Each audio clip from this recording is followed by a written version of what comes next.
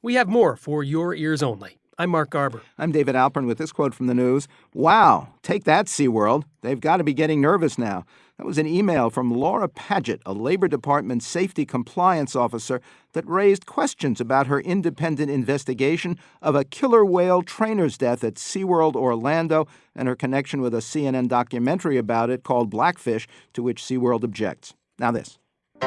Political lady, I'll follow your line. Political lady, your movements divide. One look at your platform, and I'm feeling great. Your position on each issue keeps me wishing I could kiss you in every state. Hillary Clinton was barely a year old in 1948 when a musical that celebrated a political lady flopped in Philadelphia.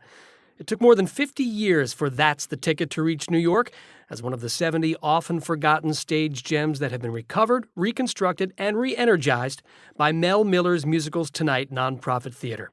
By that time, Hillary had been First Lady for 2 terms, been defeated for president once, was serving as Secretary of State, and presumed to be planning a second campaign to reach her original goal, the presidency. This week, Miller opens the 16th year of Musicals Tonight at the off-Broadway Lion Theater on 42nd Street in New York with a delightfully old-fashioned feel. The 1959 show Little Mary Sunshine actually parodies the operetta era. America's Sweetheart by Richard Rodgers and Lawrence Hart hit Broadway in 1931, and For Goodness Sake by the Gershwin brothers starred Fred Astaire and his sister Adele in 1922. To talk more about these shows and productions past for your ears only, Mel Miller joins us now. Welcome to the program. Thank you, David. Thank you, Mark. You graduated college with an engineering degree and worked for a big tech company. When and why did you decide to switch to reviving old musicals that weren't really being done by anyone else? Well, it was certainly happenstance. I met a fellow named Wally. Don't remember his last name. We became chums. He was interesting. I was boring. He was involved in the Internet. He was involved in theater. We were going to do an Internet project, and sort of on the side, we were going to revive an old musical that I was in love with. Wally was bogus. He vanished with his girlfriend's money and credit card, and I thought, so much for show business. And I thought, wait a minute. All the producer has to do is write checks. I can do that. I wrote the checks and did all the sweat equity associated with that particular show, which was called Let It Ride.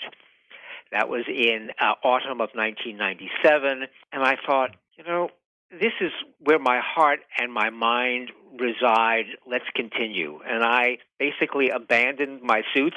My closet is now full of costumes. Sometimes it takes a kind of forensic fanaticism to track down bits and pieces of an old show, scrape together scenes and songs, stitch them together, maybe add material the same writers did for a different show. What was your biggest headache along those lines? Well, the headaches are the ones that I can't complete. The joys are the ones I do. Very briefly, there was a show called Walk with Music in 1939. It was the only book musical by Hoagie Carmichael and Johnny Mercer, and it starred Kitty Carlisle Hart. I worked and worked, and I cobbled as much as I could, and I couldn't make it happen. But the real success, non-headache, was Early to Bed. Stephen Susskind, who's written many books on theater, had one that had a gorgeous poster of the show Early to Bed.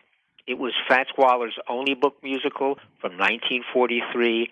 I found the librettist's daughter who had a libretto, who had the lyric sheets and no music. Cut to the chase, or cut to black as the case may be, I found, or was found by Harold Stumpy Cromer. Harold was in the original production. Harold remembered all the songs, all the lyrics. He hummed them to us. We recorded them, and then we musicalized them, and we were able to do the show.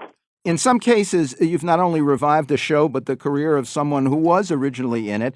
Talk about the casting, the actor who starred in the musical So Long 174th Street. George S. Irving turned 91 on November 1st. He has done 6 shows for us. So the first show, he was barely 75. He won his Tony opposite Debbie Reynolds in Irene in 1962. We certainly were not instrumental at all in doing anything other than basking in George's glory. He did 6 shows for us, including several shows in which he originally starred.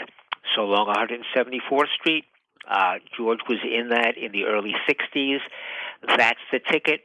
George was in that in 1948. Me and My Girl, he was in it. The Happy Time, he was in it. Every show we've done with George has been a joy. The cast loves him. The audience loves him. Well, we know about senior member George. What about the younger performers you cast? What brings them to shows and music so far from the contemporary entertainment all around them? Do you worry the supply will dry up? What's interesting is that the young people, the people that we attract, still love theater in the traditional way. They realize via their pocketbooks that microphones and amplification are what's happening in a lot of venues. But when they're going through school, a lot of their training is very traditional.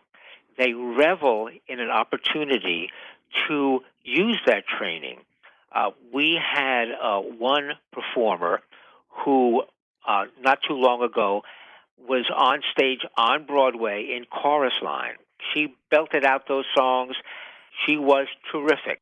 The 16th year of Mel Miller's musical Tonight opens this week with Little Mary Sunshine, March 4 through 16, For Goodness Sake, March 18 through 30, and America's Sweetheart, April 1 through the 13th at the Lion Theater, 410 West 42nd Street, New York. Check it out at musicalstonight.org. Your facts and your figures thrill me through and through. Political lady, you, I'm a-voting for you. Quote from the news, a whole new level of violation of our users' privacy that is completely unacceptable. That was a statement from Yahoo after documents newly leaked by former NSA contractor Edward Snowden indicated British intelligence, with NSA help, was secretly collecting webcam images from Yahoo users worldwide, many of them sexually explicit. Next, Woody's Banjo Bell, for your ears only.